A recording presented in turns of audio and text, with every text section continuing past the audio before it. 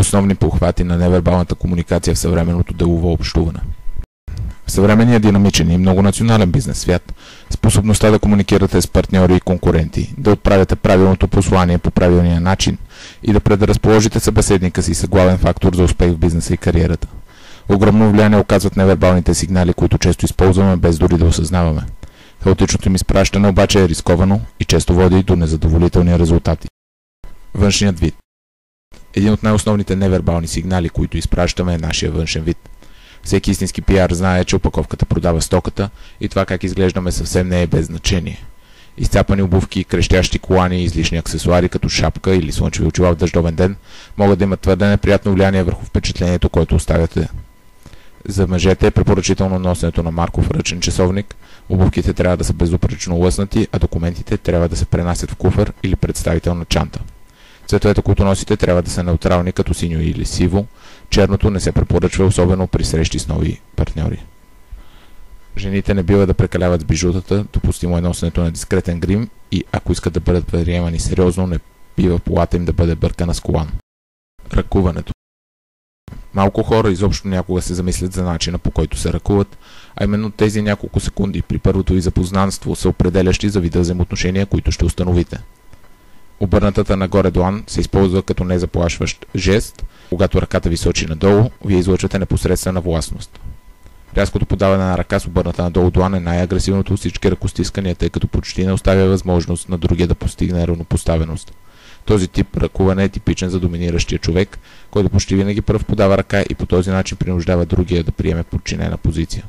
Най-често използвания изход от доминиращо ръкостискане е така нареченото двойно прихващане, което не е сложно за изпълнение и дава добри резултати. Зрителният контакт. Проявяваме по-голяма склонност към установяване на зрителен контакт с хора, които харесваме и одобряваме. Когато погледнете друг човек в очите, с това казвате, че се чувствате добре.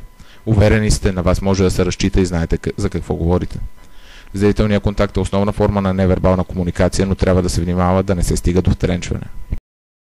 Скръстването на ръцете е хладна, затворена и отбранителна поза.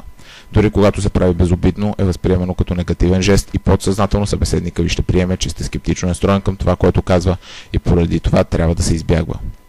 Когато ръцете са прибрани с палците нагоре, жестът е частично доминантен, но също не е препоръчителен. Усмивката. Основната й цел пред напълно непознати хора е да ги увери, че не сте заплаха, но безкрайните вариации на усмивката позволяват чрез нея да се каже много повече. Важно е да се различават истинските от изкуствените усмивки. Когато човек се смее на сила, липсват харизматичните бръчици около очите му, които се появяват единствено при естествената усмивка. Разтворени длани. Всеки път, в който вдигнете разтворена длан, насочена нагоре, вие правите универсален знак за искреност. Това е идеалният начин да се даде на околните да разберат, че не сте враждебни, а напротив, отворени и имащи желание да изслушате другата страна.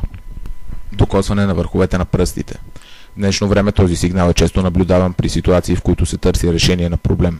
Един от любимите на политиците и корпоративните лидери, защото излъчва авторитет, увереност, превъзходство и аргументативно мислене.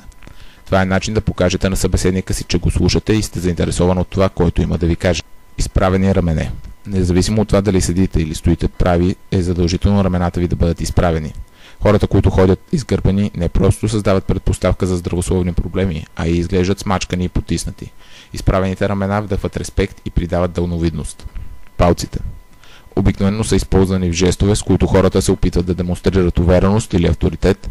Палци, които се подават при прибрана ръка в джоба, са демонстрация на властност. Как да разберем, ако ни лъжат?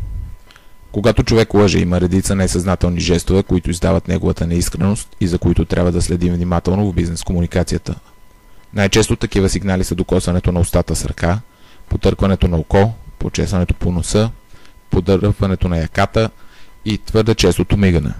Разбира се, не всеки такъв жест е гаранция, че човека срещу нас лъже, но зачестилата им поява трябва да бъде приемана като своеобразна аларма. Невербалната комуникация не е достатъчна сама по себе си, за да проведем успешна бизнес среща.